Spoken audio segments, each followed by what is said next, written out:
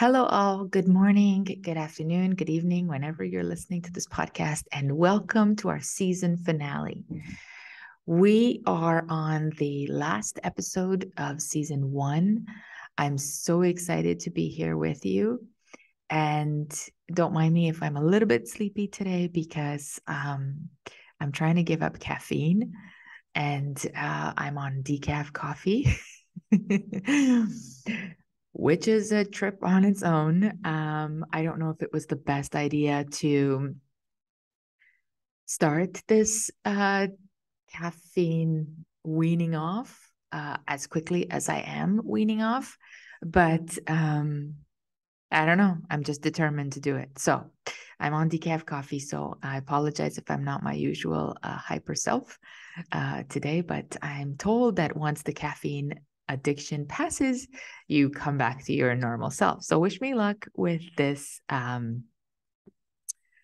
attempt. Yeah, it's my first attempt to get rid of caffeine. I've been drinking coffee since I was like 12 or 14 years old. As a European, you know, coffee is our staple breakfast food. And so that's a little bit of a wild attempt, according to my family. Yeah. So welcome to all of you who are new. I would like to say welcome. My name is Dr. Carla Ionescu, and I am the speaker,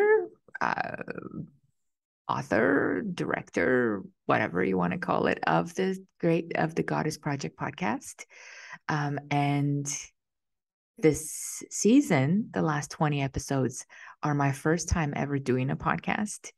I should also say, and some of you know who've been with me since the beginning, that the podcasts are unedited. And so I'm just here talking to you as we would, let's say, over a coffee or in an informal meeting of some kind. Yes. And so I hope that you enjoy this style and I hope that you enjoy this podcast.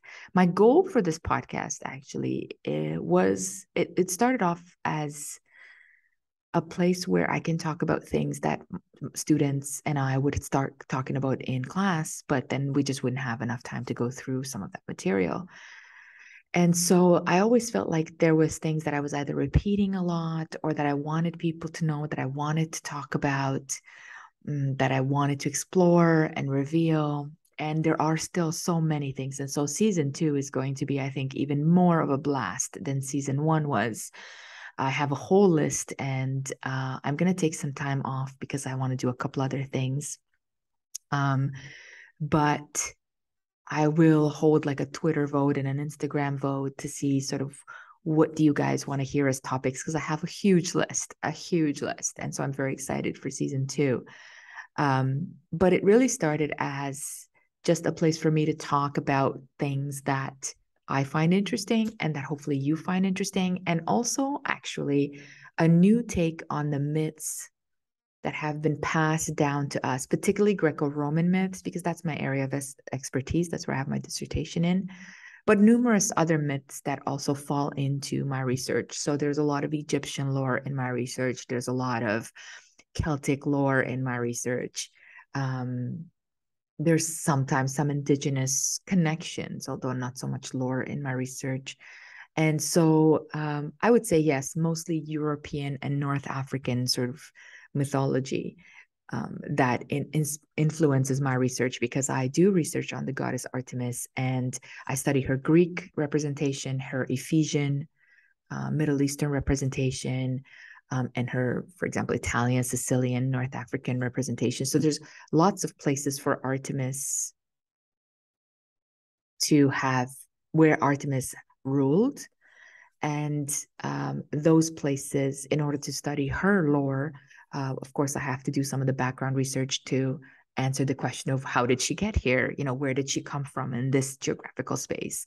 And how did she inspire maybe perhaps other goddesses? And so actually that leads me to what we're doing today. What we're doing today is I'm answering your questions. So I've held a poll on Instagram. I did it on Twitter as well, and asked you for questions. If you have any questions that you would like me to answer.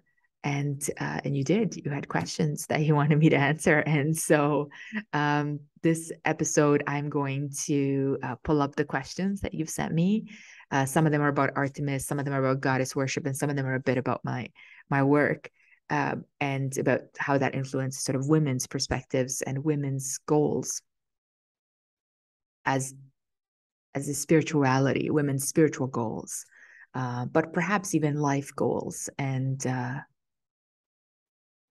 well, living goals and connecting goals. I think all of those goals are important. And I think that using goddess lore and goddess history helps not just women, but everyone reconnect to their past, reconnect to a way of life that was maybe more fulfilling, more mindful, and more empowering. Definitely more empowering. So without further ado, let me share my screen. Again, if you're listening to this, you don't need to really, sorry, I always feel like, oh, there's a gap. You don't need to, I'm just going to read out the questions. But I'm not actually sure why I like having a screen in the background, to be honest.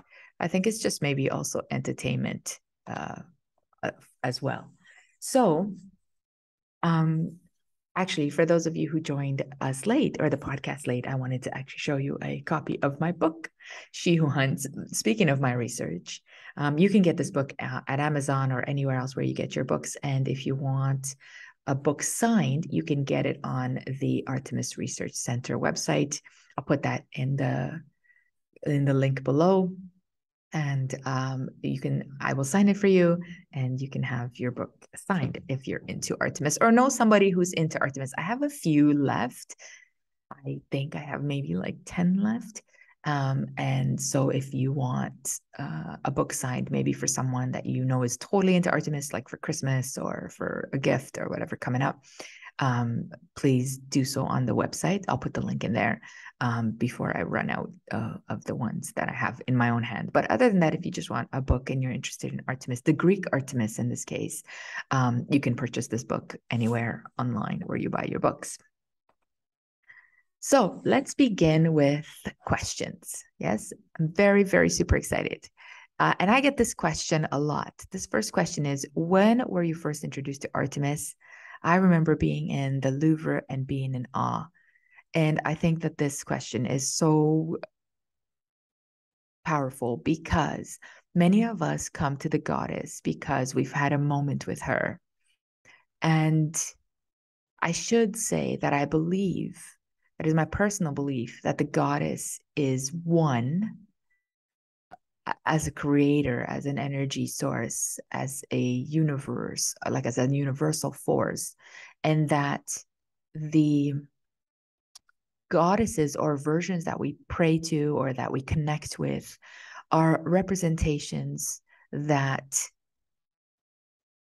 are uniquely connected to us or feel familiar to us or represent something in us. So I think that the goddess's embodiment, whether it's Artemis, whether it's Athena, whether it's Isis, whether it's whoever, I think that those embodiments, especially in the modern world, are a personal choice, a personal connection. So for me, the connection to Artemis is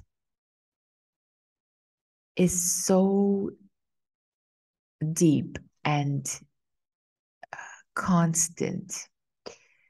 When I was a kid, I grew up very Roman Catholic, and I was very religious in the sense that I was very connected to the Virgin Mary. And I mean, everyday prayers, I would go to sit in church when I had a problem and speak to her. I would go and kneel in front of her. You know, in Catholic churches, they have a space where they have the statue of a Virgin Mary, and then you can light candles.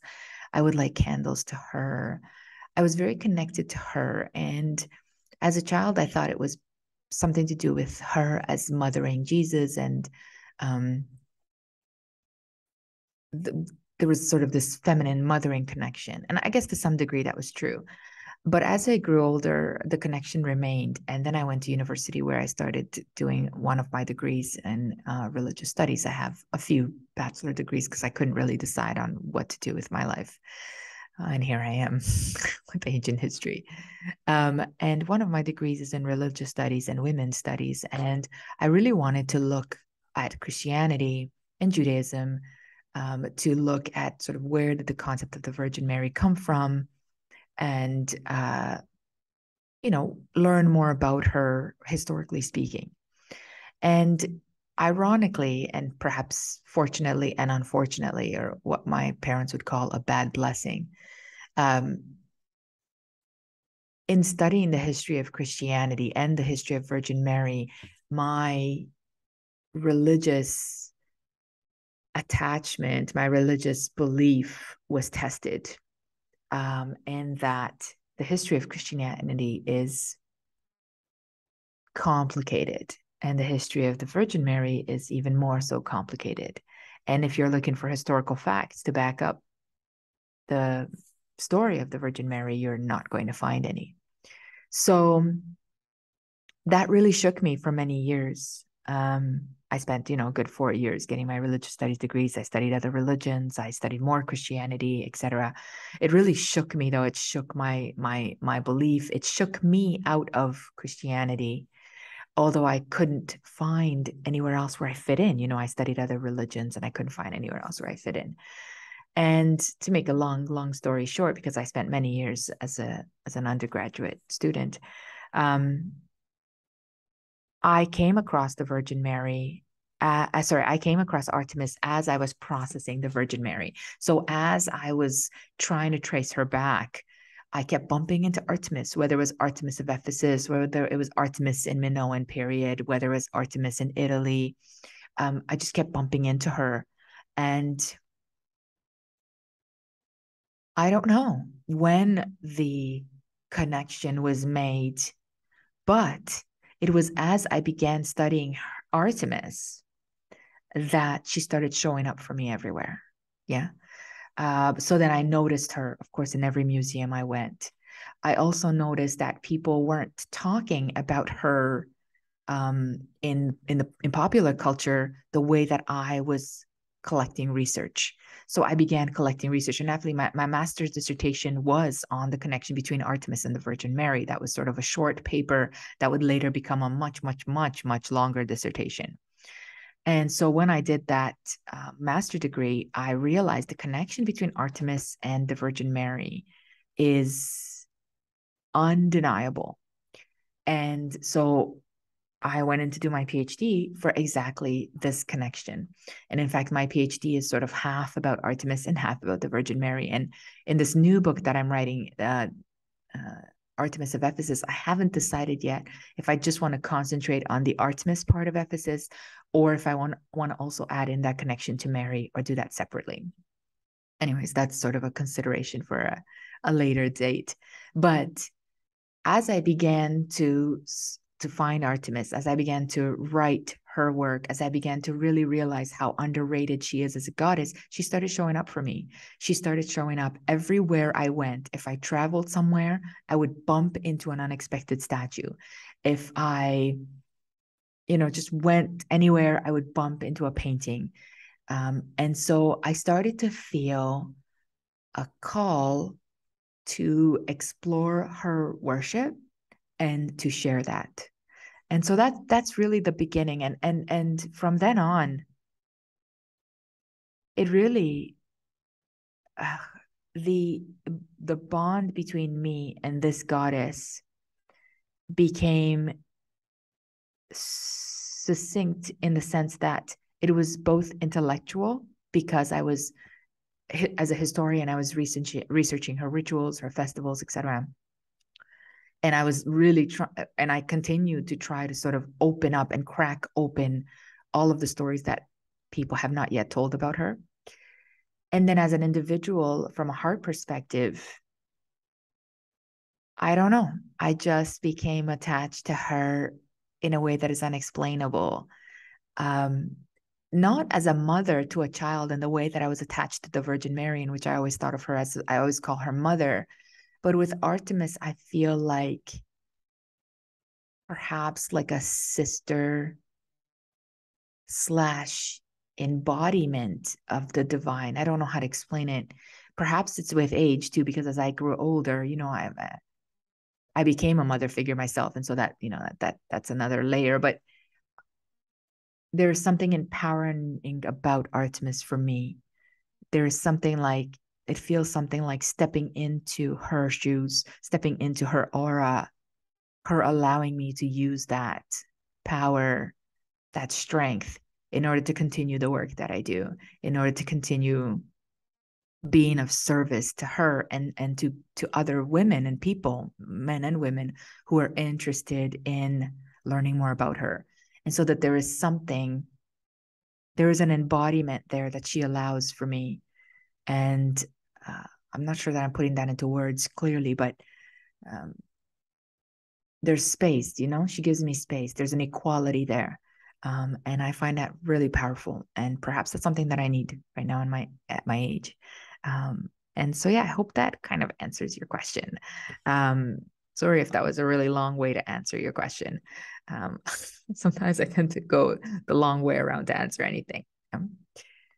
Next question. This question is a two-part question. What is my favorite place in Europe? And how does Artemis stand with men? So let's start with Europe, because that's an easy one. My favorite place in Europe is Greece.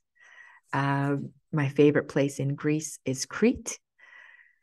Although there are numerous places in Greece that I hope to visit and to take people on tours. My goal is to start taking people on tours, or to have, as you know, some of you who have followed this podcast know that I'm working on building the Artemis Research Center, which right now is an online center, but in the long run, I would like it to be an actual real physical center. And so my goal is to have people come and stay at the center, to run retreats, goddess retreats, Artemis retreats, to also do some courses there perhaps, and some other sort of healing. And so to make the center be of service to others, and in honor of the goddess. And because Crete was such a goddess island for so long, I feel a call to bring that back. And I'm not the only one. There's numerous other, both academics and other goddess worshippers, that run trips around Crete and Greece, and of course also honor the goddess in this way. So it's not just me on my own, but it is something that I've always wanted to do.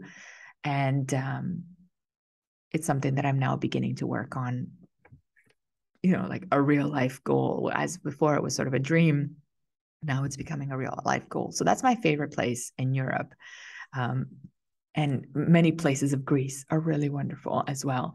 Not so much the touristy places, although those are wonderful and I think definitely worth a visit. But there are other islands and spaces and museums and sacred sites that I think are not getting any sort of, TV time or exposure. And I would love to take people to some of these places, small groups of people that are interested in the goddess, because I would really like it to be an archaeological / historical / spiritual interest. I don't want it to be touristy per se, because I imagine myself in the middle of, let's say, I just posted that temple site for Leto, the mother of Artemis and Apollo, who was a goddess in her own right, a very powerful goddess in her own right. And up in the mountains of Crete, there was a large town and a large temple site to her.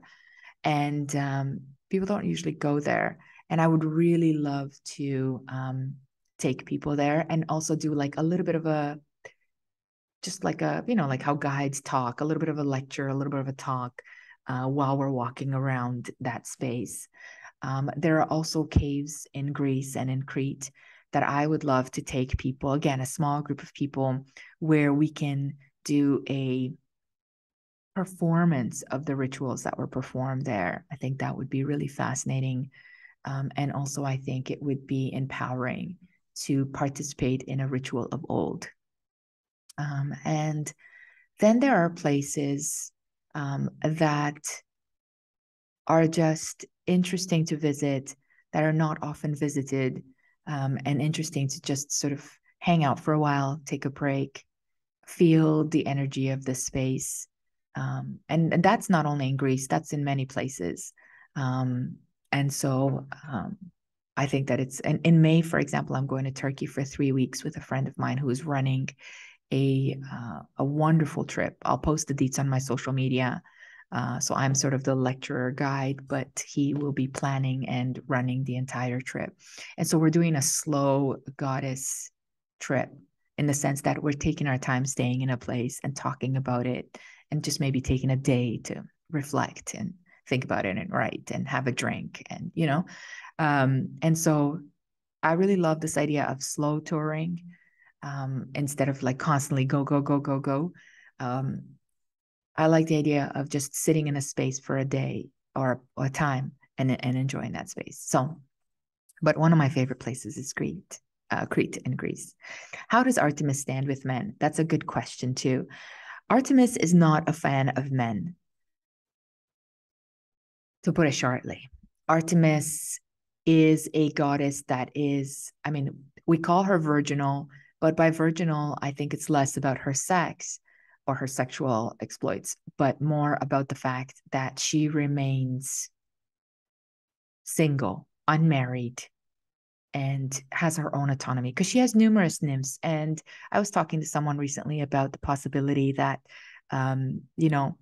Artemis could be a representation of women's passions, or sort of like what we call, a gay god or a gay bae, in the sense that we don't know what Artemis and her nymphs are up to when they're frolicking in the forest.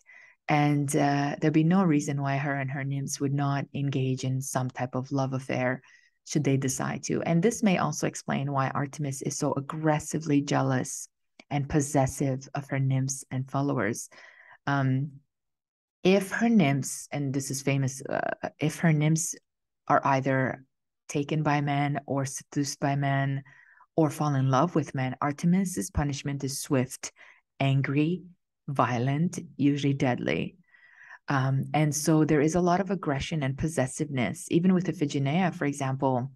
Iphigenia is the daughter of Agamemnon, and Artemis demands that Agamemnon sacrifice Iphigenia because he insulted her, the goddess, by killing one of her sacred deers. And Agamemnon is about to sacrifice. That's a long story. We could probably go into that in another episode. But Agamemnon is about to sacrifice Iphigenia on the altar. And at the last minute, we're told that Artemis comes and saves her and replaces her with a stag.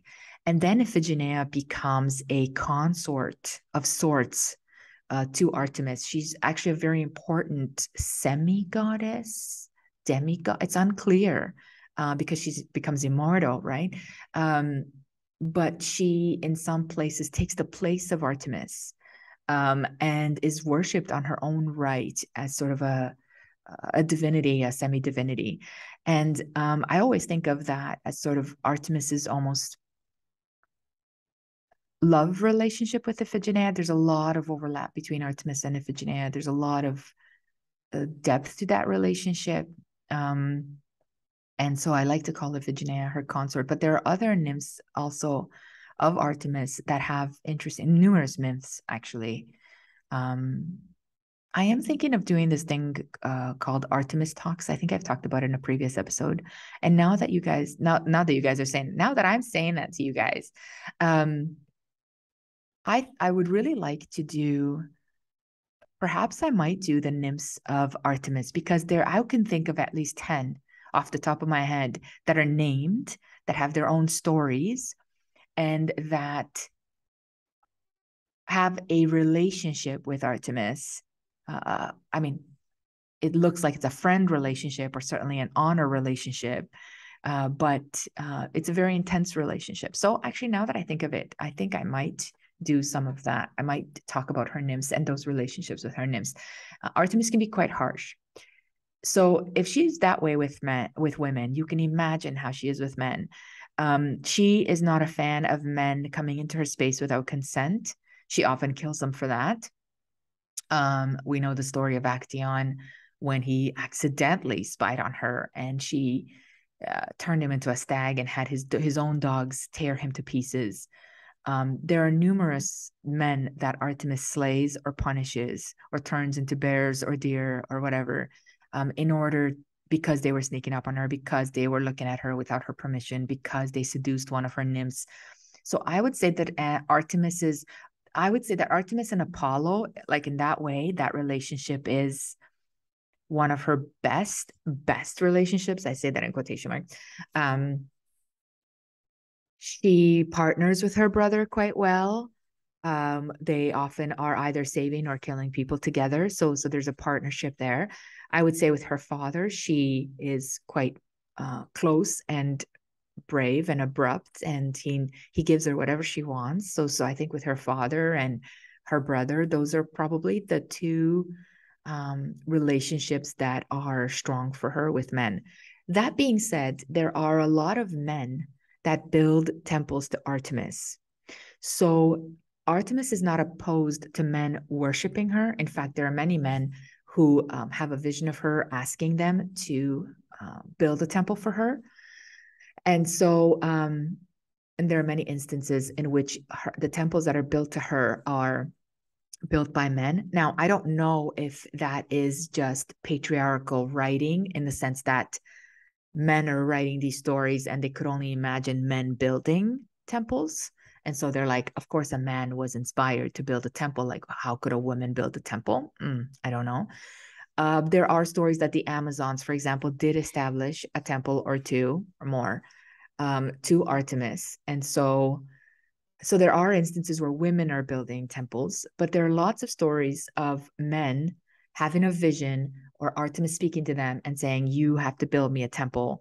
And then they go ahead and build a temple. In fact, the temple of Artemis in Ephesus, which was one of the seven wonders of the ancient world, it was massive and extremely popular and extremely used for a long, long time, was of course inspired by Artemis through a man, through several actually builders and architects. And so to be a worshiper of Artemis as a man is acceptable as long as you stay within the boundaries that she sets out. So you don't want to be in the woods spying on her. And you don't want to be trying to seduce any of her nymphs. You need to stop that behavior. That will lead to your untimely death. But you may build temples to her, you may worship her, you may honor her, you may do all of these things for her. She doesn't have a problem for that with that. And don't forget that the Spartans worship Artemis before a battle. And so I think she welcomes a part of her welcomes the bloodthirst of men. Artemis is a bloodthirsty goddess. And by that, I mean, I'm referring to the Spartans who whip themselves into a frenzy and their blood goes on the statue of the goddess. So I don't think she's anti-men in the sense of worshiping her, but I think her relationship is very restrictive, particularly with men. That is, stay within the boundaries of consent and stay within the boundaries of whatever your responsibility is.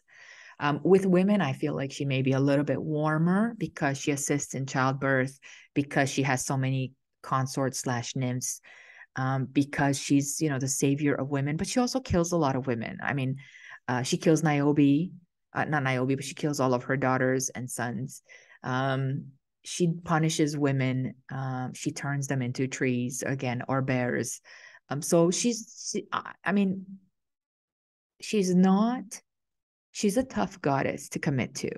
She is not a goddess that is warm and cuddly and fuzzy, perhaps maybe like Demeter comes to mind, or even Hera. I wouldn't call her warm, but certainly she's more warmer, or even Aphrodite, although Aphrodite is has a shady side as well. But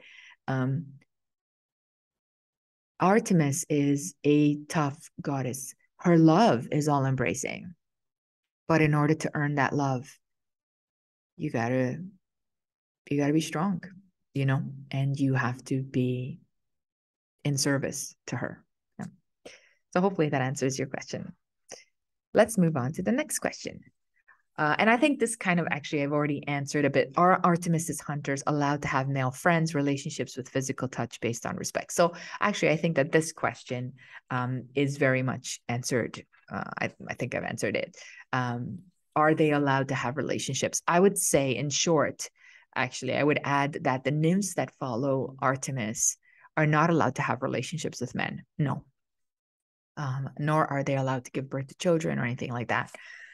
So her own private followers, consorts, nymphs, whatever you want to call them, are not allowed to have relationships with men and are not men. However, human women, of course, are encouraged to have relationships with men, get married, have children. Artemis is a goddess of protection of children, of protection of women in childbirth, of protection of women. And like I said earlier, also is connected to men and allows men to be her priests to, excuse me, to like in Ephesus, there were male priests to Artemis to build temples, that kind of stuff. So I think that's sort of a short answer.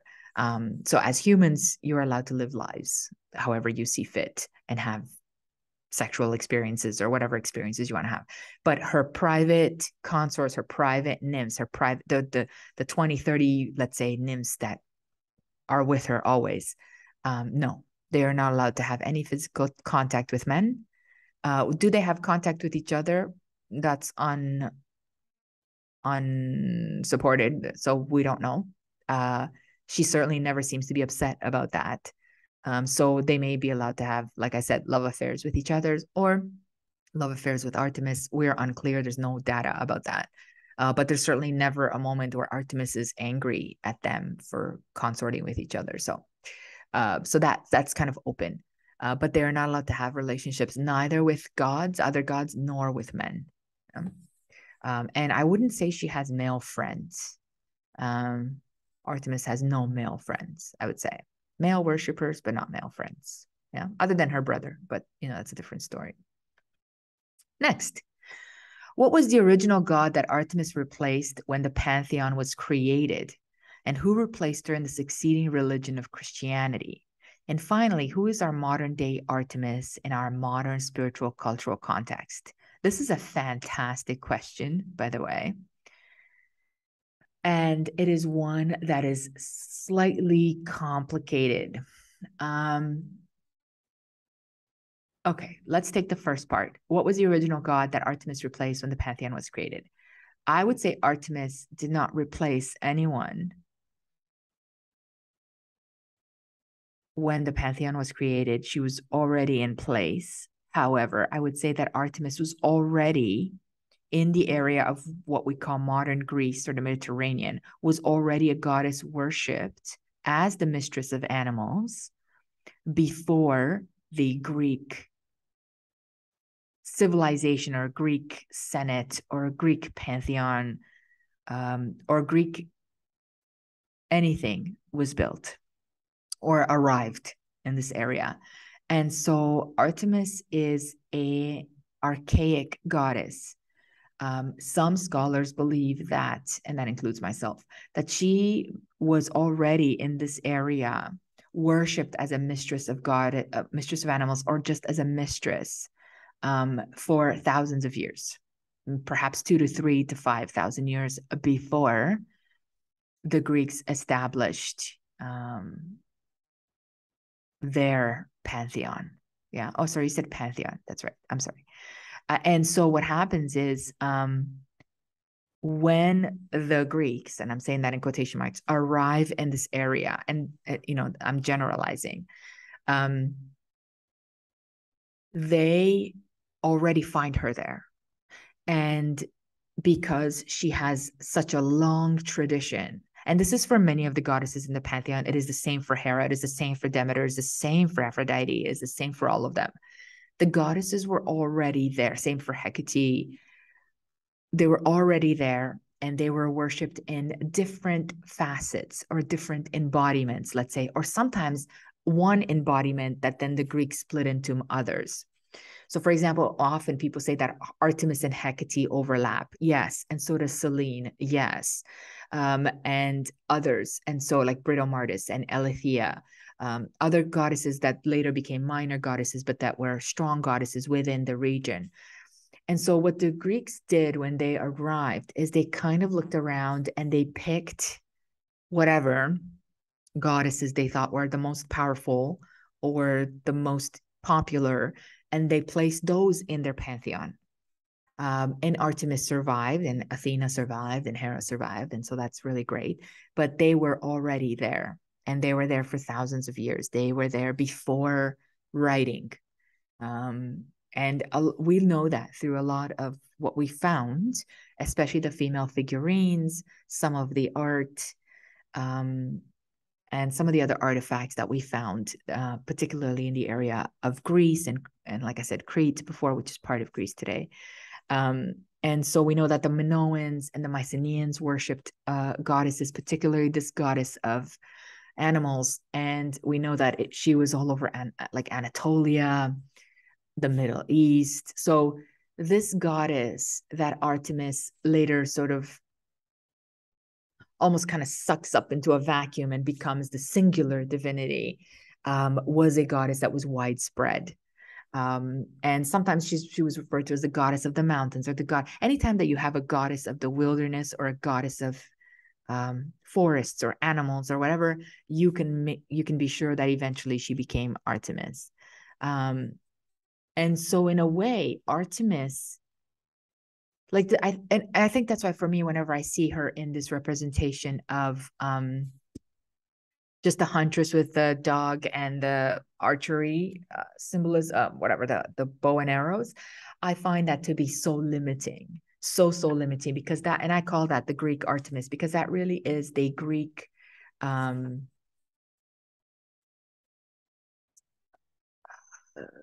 do you call it, like a funneling, a singularing. I know that's not a word, but they create the singular divinity out of this very complicated divinity, widespread, multi-layered divinity. And so that's kind of what happens. And so that's why I call her the Greek Artemis, while the Ephesian Artemis is another fantastic incarnation of this divinity. And then in Italy as well, in Sicily and Syracuse and other areas, she was a bit of the Greek Artemis. And then as she became Diana, she changed a bit again and embodied some other sort of pre-Roman goddesses. So there's a lot of complexities to Artemis. And to be fair, there's a lot of complexities to all the goddesses. It's just I specialize in this one. But I would argue that if you, and numerous people argue this, that if you go back with Athena, if you go back with Aphrodite, if you go back with all of these goddesses, you will find a similar complexity for them as well. And then they were kind of shaped into this singular divinity. I think the worst one is probably Hera. I think Hera has the worst simplified version of her. She becomes a nagging wife. And Hera is really a goddess, a parthenogenetic goddess, that is a goddess that can birth without the help of men. In fact, she famously births Hephaestus without Zeus, without any male contribution. And so I've been thinking about Hera lately, in some ways because my friend Paul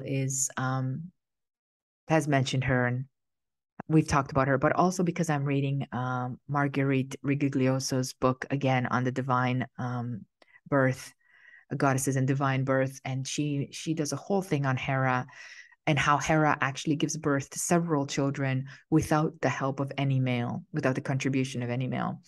And so and how Hera was again a pre-Greek goddess that was capable of parthenogenesis, which means that women can birth without sperm, without the male contribution. And this is an ancient idea, theory, belief that actually leads to the virgin birth of Mary. The fact that Mary is impregnated by a god and has a son is as old as time in the ancient world. This is not a new story. This is a very old story. In fact, most priestesses were believed to consort with gods and become pregnant. And then that traces back to this idea that at some point, because women in their bodies carry a complete female egg kind of thing. They could, in theory, reproduce asexually, in theory. Again, don't quote me on the science, but there is science behind this. They could reproduce asexually under the right circumstances. The idea is that there's a possibility that women could reproduce other women without a male contribution. Anyways, and this idea is as old as time. And interestingly, Hera does that, particularly with Hephaestus. She also has Typhon and others. But Hephaestus is interesting because Hephaestus becomes an Olympian. And so she has Hephaestus just out of spite because Zeus is having all these children with all these women. And so she's like, oh, well, screw you. I'm going to have my own child. And so she has a son. And that's Hephaestus. And her and Hephaestus have a problematic relationship. And then the gods kind of make him crippled, or his legs are not right. And I think that's a very Greek way of saying that without a male counterpart, the child is not perfect. I don't actually think that originally there's anything wrong with Hephaestus. I think that in the earliest of myths, he was a smith, a sort of a blacksmith god, a god that makes weaponry. And I think that he was always fine. He's super powerful. But I think over time in Greek thought, he was given sort of an imperfection to kind of make up for not having been birthed with male help, right? Who replaced her in succeeding religion, Christianity? I think you know the answer to that is the Virgin Mary, because that's the only female representative in Christianity that is allowed to be worshipped. I mean, we do have Mary Magdalene, who is a powerful force, although she's always been, I hate the fact that she's been made into a prostitute. She was never a prostitute, not ever. But she's not someone that you worship in Christianity. And or even revere. I know Christians sometimes are like, we don't worship the Virgin Mary, we revere her. But either way, the only person you're allowed to pray to in Christianity is Mary and Jesus. And so all of these goddesses, imagine that all of these goddesses, okay, were either made into evil pagan divinities. So Hera became nagging. Aphrodite became a jealous, shady goddess. Athena made it okay. I think she maintained that respect, and I think that's a very warrior male thing to do. Artemis became totally ignored. Demeter is a mother figure, so she gets absorbed by the Virgin Mary. Persephone, I don't know, I would say also ignored. She gets sort of the story, oh, she's taken by Hades and becomes the wife of the queen of the underworld. Who else is on that pantheon that I'm missing? I think those are all the women on the pantheon, or the goddesses on the pantheon. And so the Virgin Mary embodies many of the concepts. So, for example, the idea of virginity, which it's a misrepresentation of Greek virginity. But anyway, the idea of virginity, the idea that a faithful woman to a divine being, to a god, can be impregnated by them. That's an old idea that, like I said, even predates the Greeks, that the priestesses were consorting with gods and creating heroes and sacred children. So that's an idea that Mary also embodies. The protection, mothering, the protective mother, which is very much Demeter and Persephone. Mary embodies that. And other rituals, the use of honey, which is an old ancient tool in ritual, becomes sort of Mary's milk and, the gift of milk and honey becomes Mary's repertoire. Her protection of the world, her protection of women, her protection of children. Again, all of that is embodied in Mary because she's the only one. Who else is going to embody all of the ways in which people have worshipped goddesses? Imagine that humans had worshipped goddesses for 100,000 years, whether it was goddess of the earth or goddesses in the pantheon. And then all of a sudden, in the last 2,000 years, you have either no goddess in the West or Western Europe and Eastern Europe, or you have the one left Virgin Mother. So all of these humans that had loved the goddess, worshiped the goddess for thousands of years, have only one entity to really worship. And so, of course, that the Virgin Mary gets so much reverence, and often people argue more reverence than Jesus, because there is something natural to humans in connecting to a goddess. There is something natural to feeling that the divine is feminine. And perhaps it's because women are magical, right? Giving life is still magical. The very first source of any warmth and kindness is in your mother's womb. That is a lasting connection. No matter how much patriarchy tries to beat down women and men, you cannot.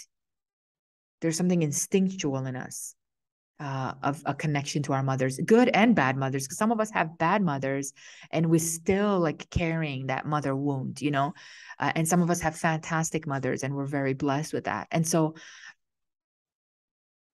the mother connection is undeniable, and therefore the goddess connection is undeniable, and the giving life and the procreation and all of those things.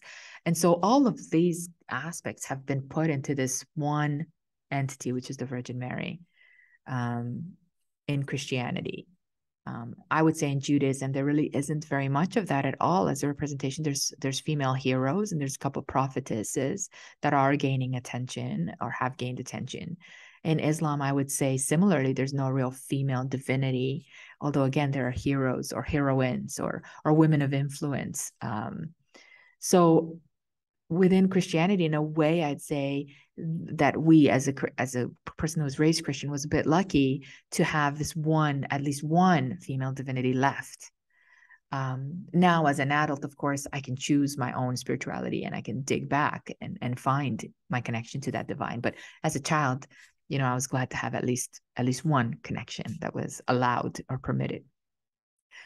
And the last part of your question, and finally, who is our modern day Artemis and our modern spiritual cultural context? Ooh, that's a tough one. I would say our modern day Artemis is Artemis. I have been humbled by the response to my book, to my love for Artemis, to my travels in her honor, and I hope to continue to. There's a lot of temples that have not been explored of hers, and I would really love to continue doing that. And to the questions of and the interest in her worship and in her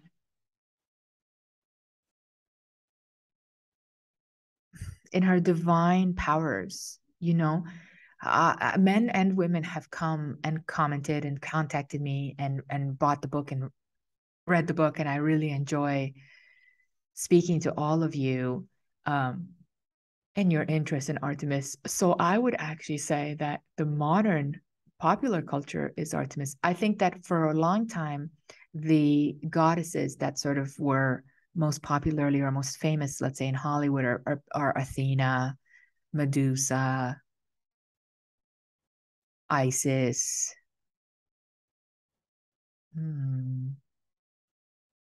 Maybe that's about it. Hecate, maybe, yes, Hecate.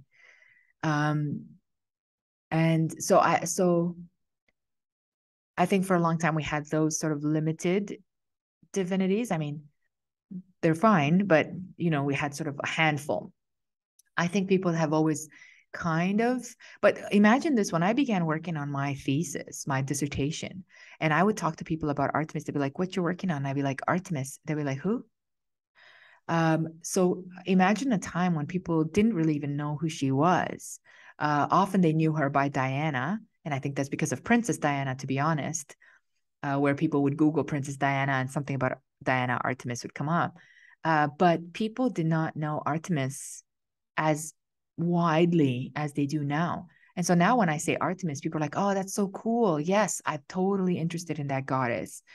And so I think that she's gained popularity, and hopefully will continue to gain more and more popularity. I mean, I would love to see, like, I would love to do a film on her, or yeah, no, a film with actors, a film with real mythology, with real traditions. Oh my God, I have so many ideas. Netflix, where are you? Contact me, please. A whole series we can do. The problem I have with most films and series when they deal with Greek matter is they don't actually consult the experts. And so what we have is a continued repetition of the same one-dimensional divinities, where you could literally do 5 seasons on just Artemis's life and divine life, and her worshipers and all this. You could literally just on her alone, you could do 5 seasons on it. I could only imagine the other goddesses, but it's important to contact the scholars because I think the scholars have the juicy meat on the goddess. They have the tea. And you can't just find it by, looking up Wikipedia or looking up repeated sites or looking up sort of old mythologists. I think old mythologists had their place. Joseph Campbell is great. Mircea Eliade is great. I think they have their place. But these are, or Stephen Fry again. But these are individuals that have been contained by a certain elitist, classicist framework. And I think we need to blow that up, really. And if you're doing a film, or if you're doing even a documentary, but if you're doing a film on a goddess, I think it's important to make sure that you meet up with or discuss this divinity with the experts in that field. So, anyways, sorry to go on that little rant, but I really feel called to tell her story to everyone, and to tell it right, and to tell it as best as the information that I have available to me is. And that is a lot of information. And so, yeah, I guess that's a bit of a tangent that I'll go on. And perhaps I'll make my own film of her. I don't know. I certainly can try and make a documentary, although I'm not a great director or casting agent or, a streaming service that can do that. But so I do think that the popular version of her is her. I really can't see another goddess or character that takes up, especially the mistress of the animals, the hunting, the ferocious aspect of her. I'm not sure, but if you have any suggestions, please leave it in the comments. If there's anyone that comes to mind that you think in popular culture or in spiritual context is her, that would be really wonderful. Please feel free to leave it. Okay, a couple of more questions. One that I found was really interesting that my friend Helena is, we were talking about engaging the audience and how to engage the audience. And she thought, I have some question ideas that you can ask, but also questions that maybe you can answer. And one of her questions is, how has listening to the Goddess Project podcast provide you with insight into your own life and society? And then what's your favorite podcast and story so far? And so I'm not listening, although sometimes I don't know if everyone does this who has a podcast, but sometimes when I'm driving, I will listen to my own podcast. And that is mostly because I just like the stories so much. And also to kind of check what it sounds like, because sometimes I don't listen to it at all. In fact, I don't listen to it before I post it, to be honest. And every now and then I'll be like, I should probably listen to a couple episodes just to make sure that at least the sound is right. But I also like some of the stories, and then I remember what I want to write about, or what I want to do next, by listening to myself talk. And so I think the insight in my own life that it has provided is how much I want to do this for a living, how much I want to continue doing the podcast, but how much I want to travel and share with everyone the locations of her temple, the worship of Artemis, and how much I want to build this Artemis Center in which I hope to have artists come and paint or sculpt the goddess, uh, gardens in which people can just relax and enjoy themselves. So I would like to really build her a temple in a sense, that the center is a center for learning and healing, but that there will be a part of it that will be sacred. And that's, I think that's my personal call for her. And I mean, one day when I find the place, when I find the piece of property, I will probably be starting some kind of a GoFundMe because I'm working on a contract professor salary. So hopefully some of you will share in that vision and help build the center and the temple. But I really feel like pulled. And so I'm going to Crete in December for a month. And I'm going to do some work on the book and things like that are coming up next. But um, I'm also going to look for the land, and I hope to take some of you with me when we go look for the different pieces of land or old properties, because I would really like to rebuild an old property and have sort of that ancient kind of old energy there. If it's good energy, hopefully it'll be all good energy. And so where was I going with that? And so it has really inspired me to do that, to move forward, to know for certain. Like I said, for many years it was a dream, and now I know it's a goal. It has moved into goal, and it's becoming a reality. Yeah. And I'm working on making it a reality. What is my favorite podcast? That's easy. My favorite podcast episode so far is The Caves. The Caves is my favorite. And again, I listen to that podcast because I'm working on a book on caves, and the idea of the descent, and how descending into darkness allows you to find yourself, and then the ascent back up to light. And so that's my favorite. That's my favorite episode so far. Although I like them all, obviously. But I would say that that's my favorite one, because caves are my favorite at the moment. And last but not least, I think what I want to know the most is, how has studying mythology influenced your development as a person and a woman? And you could see my reply here if you're watching it on YouTube, where I'm like, ooh, that's a good one. That's a good question. So I think that's a perfect question to close this finale with. How has studying mythology influenced your development as a person and a woman? And I would like to ask that of you as well. How has listening to this podcast, but also looking up mythology after, or being inspired by gods and goddesses of old, how has that changed you or helped you develop as a person and a woman?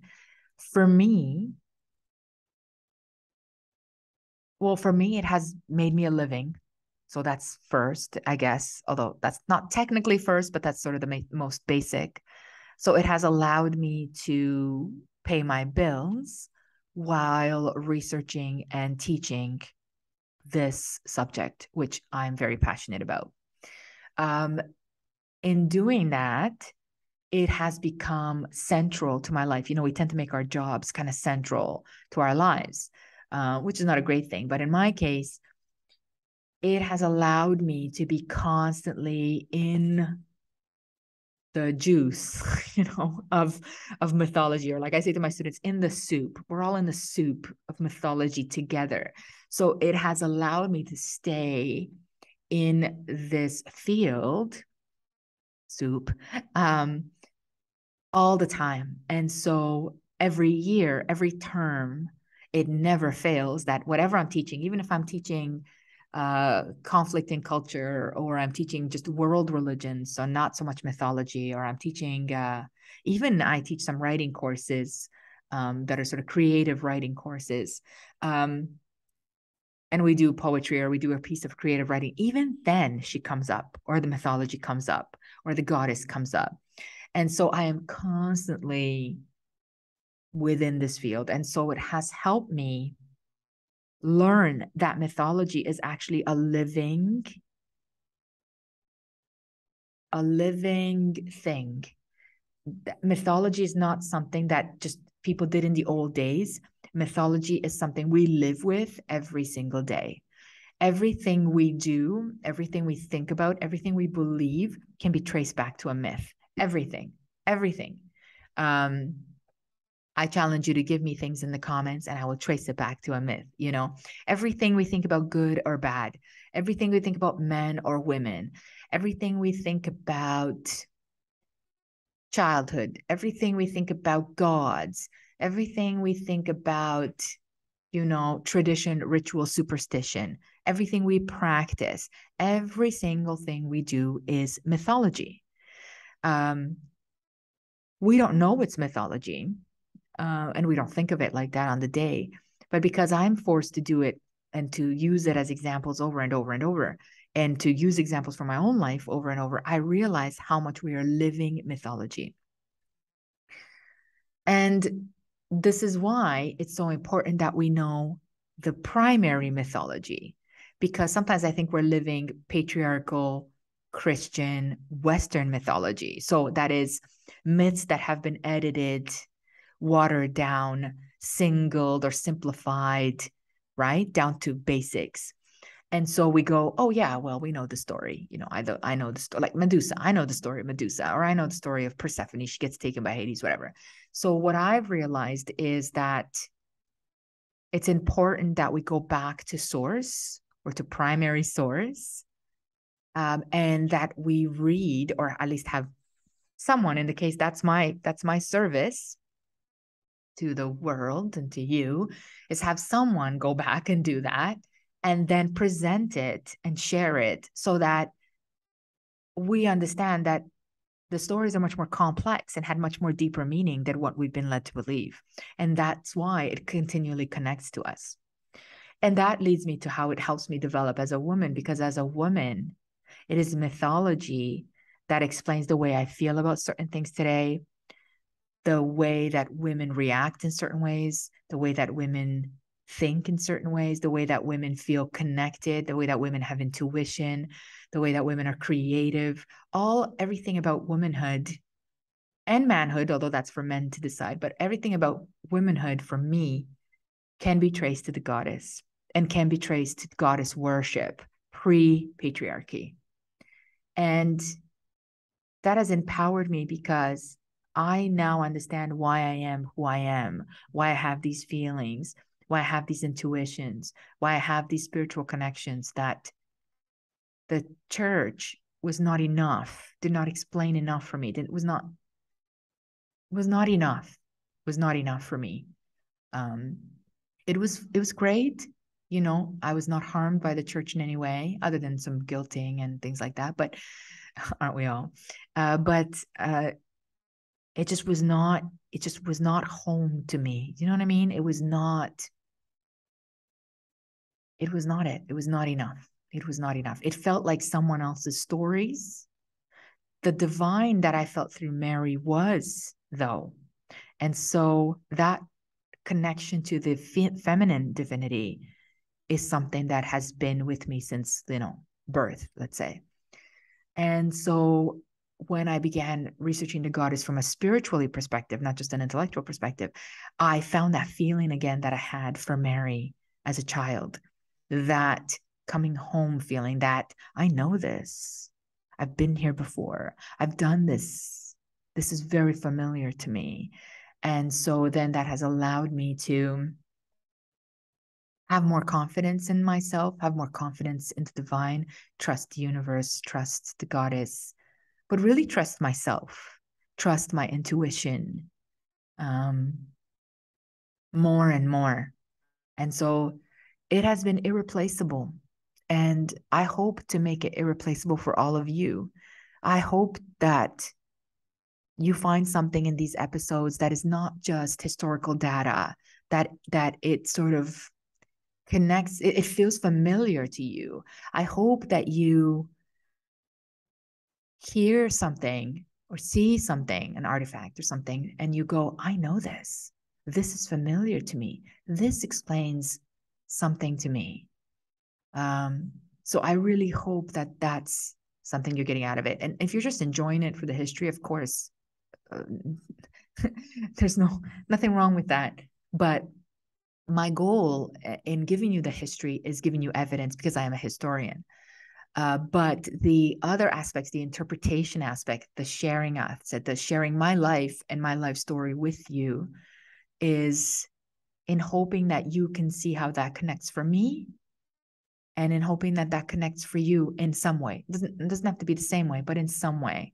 Um, and so I really hope to do that. I hope I've done some of that in season 1. I was learning. It's my first time doing a podcast. And I may have been a bit over ambitious in something. So I've learned that if a topic, like I would like to do some work on bees, for example. And bees are such a long and complicated mythology, history, science that I really have to split that over 3 episodes. And so I'm sort of learning, um, how to break down certain aspects. And so I'm not constantly bombarding you with just historical information, um, but also a bit of interpretation. Um, and so I hope that in the future season and next season, um, again, you will listen or enjoy the episodes, but also find something interesting for you, something that connects to you, or something that you feel like this is something I would like to pursue further, or I feel like this is familiar to me. I know exactly what she's talking about. And so I think if I've done that, then I've really done my service, which I feel is the service to the goddess, which is to share this information. So my skill, my talent is research, and my talent is I enjoy talking to people. And so putting those two things together has gotten me here. And so I hope that um, that is the result of my work. You know, um, and I hope that you enjoy coming on travels with me. I hope that some of you out there will join me for some of the travels, or watch the films of the travels when I put them up. And if you cannot travel, I want to bring that to you.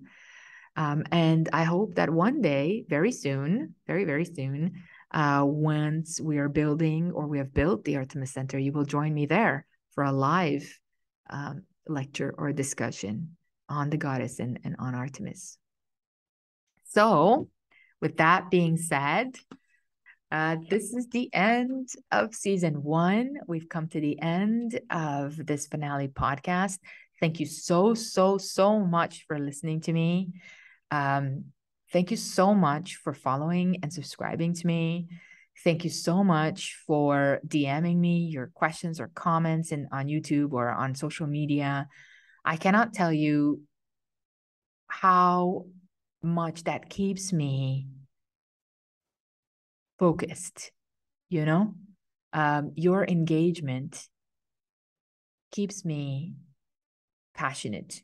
I have sort of a natural born passion, but your engagement has made it so wonderful, and has made it a pleasure to build towards this goal and to move forward and to have faith that it's not just me, you know, that other people are also interested in that, um, that there is a need out there, um, for the goddess now more than ever, and for the divine feminine, for everyone now more than ever. So thank you so much for listening. The new season 2 will start, I don't know, in a couple of months, perhaps in the new year. I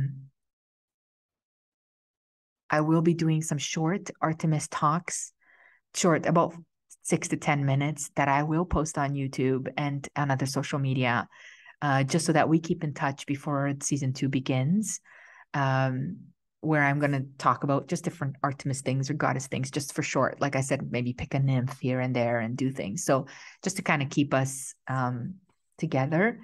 But I'm traveling now for a bit again. And then November is going to be lots of marking for the university.